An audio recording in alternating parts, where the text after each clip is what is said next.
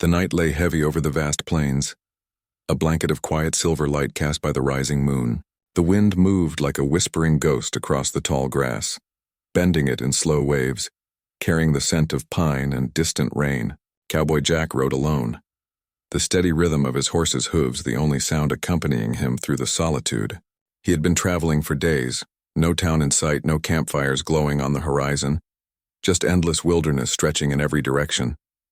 He pulled his worn coat tighter against the cold and adjusted his hat to shield his eyes from the moonlight. These lands were beautiful, but they were dangerous too. He knew that better than most. As he followed the winding riverbank north, he planned to make camp near the willow trees. His horse, a brown mare named Dusty, snorted softly as if sensing his fatigue. Jack patted her neck. "Just a little farther, girl," he whispered. He wasn't expecting trouble. Not tonight, not here. But trouble rarely sent warning. It began as a faint echo. A sound so distant he thought at first he imagined it. Then it came again, sharp, terrified, human. A scream. Jack's heart slammed against his chest. His instincts overtook his exhaustion. He pulled gently on the reins, turning Dusty toward the sound. "Come on," he said under his breath. The mare needed no urging. She sensed the urgency in his voice and charged forward through the tall grass, moonlight flashing on her mane. The scream came a second time, closer, clearer. It chilled Jack to the bone. It was the cry of someone cornered, someone who knew death was near. He gripped his rifle strapped to his saddle, though his horse was still running. Branches whipped against his coat as he pushed through a thin cluster of trees, the ground softening beneath them as they neared the river. At the edge of a clearing, he pulled hard on the reins. Dusty skidded to a halt. Jack's breath caught at the sight before him. Near the riverbank, surrounded by snarling shadows, stood a young Apache girl. Wolves, at least 6 of them, circled her, their fur bristling in the moonlight, teeth glinting like daggers. The girl's dark hair clung to her cheeks, tangled and windblown. She held a broken spear. The tip cracked, her arms trembling but still raised defiantly. Fear burned in her eyes, but there was something else there too. Courage. She didn't run. She stood her ground. For a split second, time stopped. Jack knew he had only moments to act. The alpha wolf crouched low, ready to strike. Jack swung the rifle from its strap, brought it to his shoulder, and aimed. His finger pressed the trigger. The gunshot tore through the silence, echoing off the cliffs. The wolves froze. The alpha snarled, flashing teeth in Jack's direction. Jack fired again, the bullet striking close enough to scatter the pack. The wolves hesitated. Another shot rang out. This time they retreated, growling as they disappeared into the brush, leaving only their paw prints in the mud. Silence fell over the clearing, broken only by the distant rush of the river. Jack dismounted slowly, his boots crunching the frost-kissed ground. The girl stood motionless, still clutching the broken spear. He could see the rise and fall of her breathing, quick and shallow. She looked no older than 18, her skin the warm bronze of sunlit canyon stone, her deep brown eyes reflecting both fear and fierce pride. "It's all right," he said softly, lowering his rifle. "They're gone." She didn't move. She didn't thank him. Instead, she studied him with wary eyes. Moonlight painted her features, sharp cheekbones, a slender nose, lips pressed into a hard line. She was beautiful in a wild, unbroken way. Jack took a cautious step forward. "You're hurt," he said, noticing blood on her arm where one of the wolves must have grazed her. "Let me help." Still no answer. Then she spoke. Her voice was quiet, steady, but carried weight. "You're mine now." Jack blinked, unsure if he heard her right. What?" Her eyes didn't waver. "You saved my life. That means you belong to me." Jack stood still, unsure whether to laugh, argue, or take her seriously. "Ma'am," he began carefully, "where I come from, saving someone don't make you their property." She glanced at the trees as though checking if the wolves truly were gone, then looked back at him. "In my people's way, a life saved is a life bound.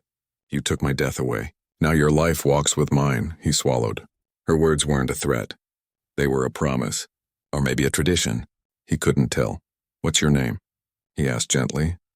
After a moment's pause, she said, "Nayeli." "I'm Jack." He offered a small nod. "I'm not here to hurt you. I just wanted to help." Nayeli looked him over. The worn boots, the holster on his hip, the rifle in his hand. She didn't see a hero. She saw a stranger, An outsider, but he had saved her, and that mattered. Her knees trembled. She swayed slightly. Jack took a step closer. "You need to sit." Reluctantly, she allowed him to guide her to a fallen log near the riverbank. He set his rifle aside, knelt and tore a piece of cloth from his shirt. "This might sting," he warned as he wrapped it around the wound on her arm. She remained silent, only flinching slightly. Her hands rested in her lap, fingers curled as though still holding the broken spear. When he finished, he stepped back. "You'll be all right now." Nayeli stared at the glowing embers of the distant campfire he had yet to build and whispered once more, softer but just as certain. "You're mine now." Jack sighed, unsure how to respond. "Maybe we talk about that later." He stood. "Come on, it's cold." "I'll make a fire." She didn't argue. She rose slowly, limbs shaking from exhaustion. Without another word, she followed him to a small clearing under an ancient oak tree. Jack gathered dry wood, striking flint until sparks caught and flames began to crackle. The firelight danced on Nayeli's face, softening her hardened expression. He handed her a blanket from his saddlebag. She hesitated, then accepted it, wrapping it around her shoulders. Jack brewed coffee over the fire and offered her a tin cup of water.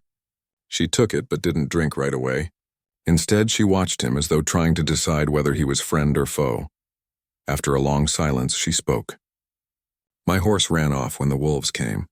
I was riding home. Where's home?" he asked. She motioned vaguely toward the hills. "Beyond the pine ridge. My tribe is camped in the valley." Jack nodded. He had seen smoke rising that direction earlier in the day. "I'll help you get back in the morning." Nayeli's gaze sharpened. "You will come with me." Jack leaned back on his elbows, glancing up at the stars. "Ma'am, I've got my own path to follow." "You saved my life," she repeated. "You belong with me now." He gave her a half smile. "I think we've got different views on that." She didn't argue. She simply sipped the water, eyes never leaving him as though memorizing his face. Hours passed. The fire crackled, casting warm light on the river's surface. Jack leaned against a tree, hat pulled low, pretending not to watch her. But he did. He noticed small things. The way her fingers traced the beads on her necklace, the way she blinked slowly when tired, the way her lips moved in silent prayer. Finally, she looked at him and asked, "Why did you help me?" He shrugged lightly. "Because it was the right thing to do." Her brows furrowed. "Even if I was your enemy?" He met her eyes. "You weren't." Silence stretched between them. In that quiet, something unspoken formed.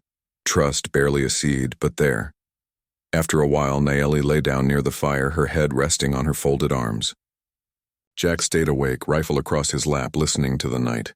Wolves howled in the distance, but they didn't return. The moon climbed higher.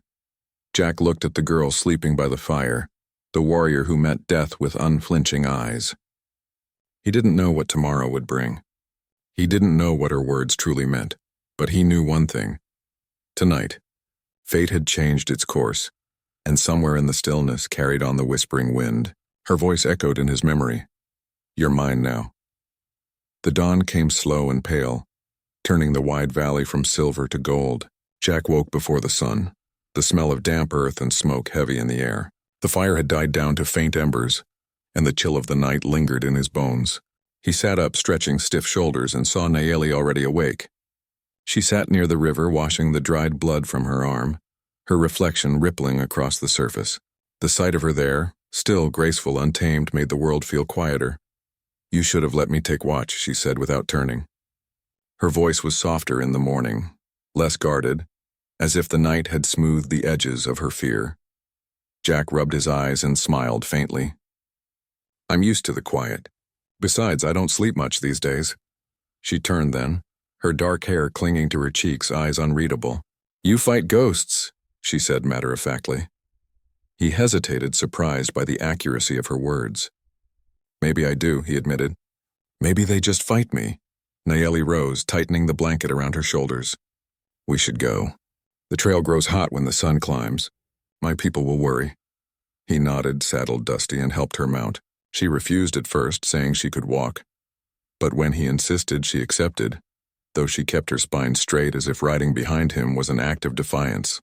They rode east, following the river that glimmered like a silver thread through the wild grass. The land was waking, hawks circling high above, deer grazing in the distance, the air smelling of sage and sun-warmed soil. For a long time they didn't speak. Jack felt her presence behind him, light but constant, like the rhythm of his own breath.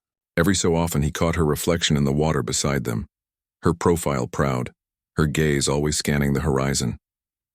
She was not like the women he knew in towns or ranches. There was something eternal in the way she carried herself, something born from wind and mountain and fire. As the morning stretched, he tried to start conversation. "You said your people are camped beyond the Pine Ridge?" She nodded.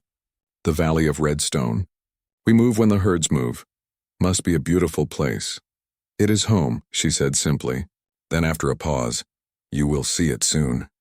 Jack chuckled under his breath. "I don't know about that. Once I make sure you're safe, I'll head my own way." Her hand tightened slightly on his coat. "No," she said quietly but with finality. "You walk with me now," he sighed. "You really mean that, don't you?" "In my world," she said, her voice carried by the wind. "When one's life is saved, the spirits tie the hearts of both. They share a path until the spirits release them. And if I don't believe in spirits?" She hesitated. "Then you believe in chance." "But both lead to the same place." Jack didn't answer. He focused on the trail ahead, but her words lingered. Maybe fate and chance weren't so different after all. By noon, the sun burned high, and they stopped beneath a cottonwood for shade. Jack unpacked some jerky and hard biscuits, handing her a piece. She examined it suspiciously before biting. The faint smile that followed told him it wasn't half bad. "You travel alone?" she asked between bites. "Mostly. Used to work cattle drives. Then the war came. After that?" "I just kept moving." She studied him. "You run from something." "Maybe," he said, staring at the horizon. "Maybe I'm just looking for somewhere that feels right." She considered that for a while. "Home is not a place. It is people who keep your name alive." He looked at her, but she was staring off toward the distant ridges. The way she said it made something in him ache. When they set off again, the sky had turned the color of deep blue glass. They followed a narrow canyon, red cliffs towering on either side. The air was cooler there, echoing with the cry of hawks. Jack told her stories of the towns he'd passed, of miners striking silver, of saloons full of smoke and piano music, of men who lost everything in the turn of a card. Nayeli listened, expression unreadable. "Your world sounds full of noise," she said finally. "Men chasing shadows. Ever still?" "You're not wrong," he said with a grin. "Guess that's why I prefer the quiet." She glanced at him. "Yet you found me in noise, the cry of fear." He met her gaze. "And I'm glad I did." Her eyes softened, but she said nothing. As evening approached, clouds gathered over the hills, dark and heavy. Jack could smell rain on the wind. "We'll need shelter," he said. They found an overhang of rock near the canyon wall, enough to keep them dry. Jack gathered wood and sparked a fire as thunder rolled across the plains. Rain came fast and hard, drumming against the rocks. Nayeli sat close to the flames, hair damp, eyes reflecting the orange glow. "The sky is angry," she murmured. "It warns us to listen." Jack tossed another log on the fire. "I've been in worse storms." She looked at him sharply. "You don't listen." "To what?" "The world. The wind speaks, the fire watches, the river remembers. You live as if they are nothing." He smiled faintly. "I guess I was raised different." She leaned closer, eyes burning. "Different does not mean right." He met her gaze, feeling the heat of the fire and something else entirely. "Maybe you could teach me then." For a moment, the air between them was alive. The rain outside faded into a soft whisper. Nayeli's eyes lingered on his face, searching, questioning. Then she looked away, drawing the blanket tighter around her. "Perhaps," she said. The storm passed by midnight, leaving the air cool and clean. The firelight flickered across the stone walls. Jack lay awake, listening to the rhythm of the river beyond, and to the steady breath of the girl sleeping nearby. He couldn't remember the last time he felt so still, so aware of another person's presence. There was something sacred in the quiet, something that told him he was exactly where he was meant to be, even if he didn't understand why. Morning came clear and bright. They rode again, the world washed fresh by rain. Birds darted between wet branches, and the scent of cedar filled the air. As they climbed higher into the hills, Nayeli began to speak more, about her people, about her father the chief, about her brother who hunted far from home. She told him of the old stories, the ones that explained why the stars burned and why the wolves howled. Jack listened, fascinated. Her words painted the land with meaning. Every rock, every stream seemed alive when she spoke. He told her of his mother who died when he was young and his father, a quiet man who taught him to ride before vanishing one winter. "Guess I've been alone ever since," he said. Nayeli turned toward him, her expression softening.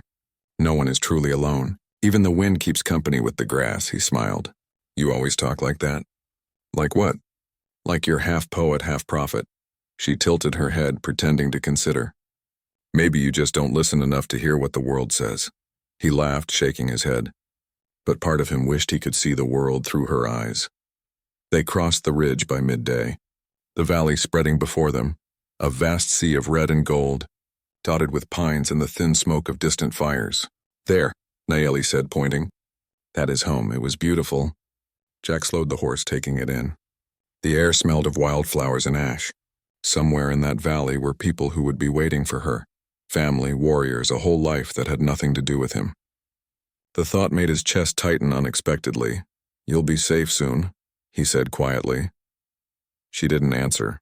Her hand rested lightly on his shoulder, steadying herself as they descended the slope. He could feel the warmth of her touch even through his coat. Neither spoke as they rode down into the valley, the silence thick with everything they didn't say. They stopped by a stream to rest. Nayeli dismounted gracefully, walking a few paces away to gather herbs from the water's edge. Jack watched her, the way sunlight caught her hair, the way her movements were deliberate, balanced. When she returned, she handed him a bundle of leaves. "For the bruises," she said. "You fought for me. The land thanks you." He took them carefully. "You always speak for the land?" She smiled faintly. "It speaks for itself. I only listen." He nodded, feeling suddenly clumsy in his own skin. "You know, where I'm from, people don't talk about the land like that. They just take what they can. Then they will forget who they are," she said. Her certainty silenced him. He watched her walk to the water again, dipping her hands, murmuring something under her breath. Words he didn't understand, but that filled the air with peace. And for the first time in years, Jack didn't feel like running from anything. They camped that night on the valley's edge. Firelight painted their faces in gold. Jack cooked beans from his saddlebag while Nayeli hummed a song low and melodic, something old and haunting. When she finished, he asked, "What does it mean?" She looked into the flames. "It is a prayer for those who wander, that they find what they did not know they were seeking." He stared into the fire with her, the words sinking deep. "Maybe that's me." "Maybe," she said. The stars came out brighter than he'd ever seen, scattered like diamonds across the black sky. They sat side by side, close enough for their shoulders to touch. He wanted to tell her how the silence felt easier when she was near, how her presence made the world less sharp. But he didn't know how to say it, so he just watched the stars until sleep took him. When he woke before dawn, she was still beside him, wrapped in his coat, her breathing slow and peaceful. He felt something shift inside him, quiet but undeniable. The girl he'd rescued wasn't just a life he'd saved. She was the reason his wandering had stopped. The thought frightened him more than any danger he'd faced. As the first light touched the hills, Nayeli stirred, opened her eyes and smiled faintly. "You dream loudly," she said. He blinked. "Did I?" "You called my name." He laughed softly, embarrassed. "Guess the wind was teasing you." But she shook her head, serious now. "No, the spirits speak through dreams. They remind us what our hearts already know." He looked at her, really looked, and for a long moment neither of them spoke. The sun rose higher, washing the valley in gold. And as they prepared to ride toward her tribe, Jack knew that something had changed between them. Something fragile, unnamed, but real. He didn't know where the road would lead after this. But for now, he followed her, trusting that wherever she was going, it was where he needed to be. The sun hung low in the sky when Jack and Nayeli descended into the valley, casting soft amber light across the earth. Smoke curled from several fires in the distance, and the faint hum of drums drifted through the still afternoon air. The closer they rode, the quieter everything seemed. Even the wind slowed, as though it knew they were approaching something sacred. Jack's chest tightened. This was her world, not his, and every hoofbeat brought him closer to people who might not welcome him, despite the life he had saved. Nayeli sat straight behind him, her hands resting lightly on his coat as if she sensed his unease. "Do not be afraid," she said quietly. "No harm will come to you while I stand beside you. He gave a small, half-hearted smile. Not sure your people will see it that way. They will listen, she said, though her voice betrayed a flicker of uncertainty. They must. As they came into view of the village, several children playing near the river stopped and stared. They pointed, whispered, then ran towards the center of the camp.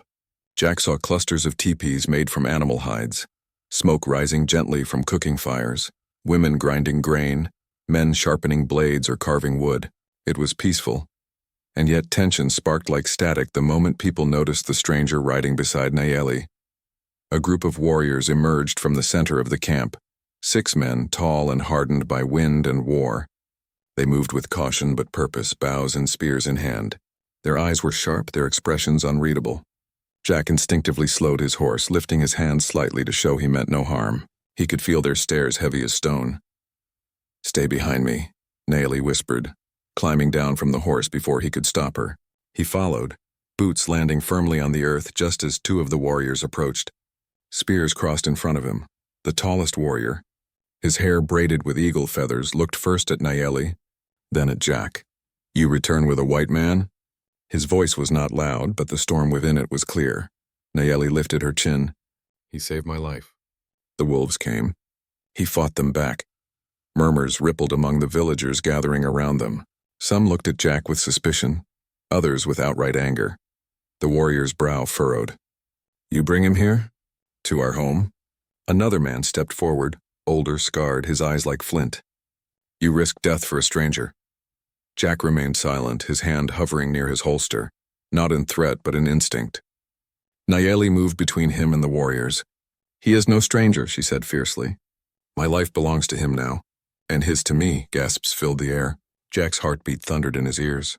She said it again, here in front of her entire tribe. Not as a whisper this time, but as truth. Before anyone could speak again, the crowd parted.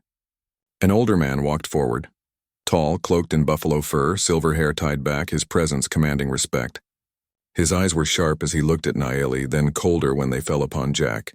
This was Chief Dasan, her father. "Nayeli," he said, voice steady, "you are alive." The spirits heard me. She bowed her head slightly. "Father?" His gaze shifted to Jack. "And this man? Why does he stand by your side? Why is he armed within our land?" Nayeli squared her shoulders. "Because he is under my protection." Chief Dasan's face hardened. "Your protection?" He stepped closer, voice dropping so only they could hear. "You bring a white man into our home and speak of protection?" "He saved me," she said. "Without him I would be buried by now or worse, carried off by wolves." The chief studied Jack in silence. Jack held his gaze. He would not bow, but neither would he challenge. "Why did you help her?" Dasan asked at last. Jack took a breath. "Because she needed help. And because it was the right thing to do." A few villagers scoffed, but the chief said nothing. Instead, he turned to the warriors. "Take his weapons." Nayeli stepped forward quickly. "Father, no. He is not a prisoner." Dasan's eyes flashed. Silence. He raised his hand toward Jack. "You will hand over your rifle and your gun. You are not one of us. You will not walk armed among my people." Jack hesitated. Nayeli looked at him with pleading eyes. "Do it," she murmured. "Please." Slowly, Jack unclipped his holster, handed over his revolver, then his rifle. The warriors took them without a word. Chief Dasan nodded slightly. "He will stay. Under watch." Jack clenched his jaw. "I didn't come here to cause trouble." The chief looked at him steadily. "Then do not." He turned away and the crowd slowly began to disperse, though many stayed to stare. Some whispered in anger, others in fear. Children peered curiously from behind their mothers' skirts. Nayeli stood close to Jack, her shoulder brushing his as if to remind him he wasn't alone. She led him through the village. He felt eyes on him with every step, some hostile, some curious, all watchful. She brought him to a smaller tent near the edge of the camp. "You will sleep here," she said. "It belongs to my brother. He is away hunting. No one will disturb you." Jack looked around, hands suddenly empty without his weapons. "What about you?" "I will speak with my father tonight," she said. "I will make him understand." "And if he won't?" She paused. "Then I will stand against him." He stared at her, stunned. "Nayeli," she shook her head. "Rest now. You are tired." And before he could protest, she turned and walked away, her shadow long against the setting sun. Inside the tent, Jack sat on a soft deerskin laid over the earth. The air smelled of pine and smoke. His mind raced. He had walked into the heart of a world he did not belong to, a world that might never accept him. Yet one person, one girl, had chosen to stand between him and all of it. And he couldn't explain why his chest ached when she left. As night deepened, the drums began, slow, rhythmic like a heartbeat. Jack lay awake listening to the sounds of the camp. Laughter, quiet conversations, the crackle of fires. He felt both near and impossibly far from it all. Outside, Nayeli stood by the largest fire where her father sat with the elders. Sparks rose into the night like stars. She sat across from him, hands clasped in her lap. "Father," she said, "I must speak." Chief Dasan looked at her with tired eyes. "Speak," she swallowed. "Jack saved me. Without him, I would be dead. I owe him my life." One of the elders, a woman with gentle eyes, nodded slowly. "A life saved is a bond," she said. "The old ways teach this." Another elder, a broad man with gray hair, frowned. "Not with the white men. They bring guns, poison, broken promises." Nayeli lifted her head. "He is not like them." Dasan's voice was heavy. "He is still one of them. He fought for me," she insisted. "He did not ask for thanks or debt. He only wished to see me safe." Chief Dasan rubbed his temples. "Nayeli, you are my daughter. My blood, you cannot bind yourself to him." "I did not choose with my mind," she said quietly. "My spirit chose." Silence followed. The elders exchanged glances. The fire crackled, sending sparks spiraling into the sky. Finally, the elder woman spoke again. "The spirits weave paths we do not always understand." Dasan stood slowly. "Enough for tonight." He looked at Nayeli, his dark eyes shadowed. "You may protect him, but he must earn his place here. Until then, he stays apart." Nayeli bowed slightly, though her heart felt heavy. "Thank you, Father." Later, she returned to Jack's tent. He sat by the open flap, watching the moon cast silver across the grass. "How'd it go?" he asked quietly. She knelt beside him. "He will not harm you, but he will not welcome you," Jack exhaled. "Figured as much." They sat in silence for a moment. Crickets chirped and the wind carried the scent of sage. Then Nayeli said softly, "You are not alone here. I walk with you." He looked at her, the firelight glinting in her eyes. "Why? You barely know me," she held his gaze. "I know you did not run when death came for me. I know your heart speaks louder than your fear." She hesitated, then added, "And I know I would rather face my people's anger than live owing my life to a man I let walk away." His throat tightened. Words felt too small. She rose. "Rest now. Tomorrow the sun will judge our path." He nodded, though sleep felt far away. As she walked into the night, Jack's chest ached again, not with fear, but with something warmer, deeper, more dangerous. He lay down on the deerskin, listening to the distant hum of drums and the whisper of wind against the tent.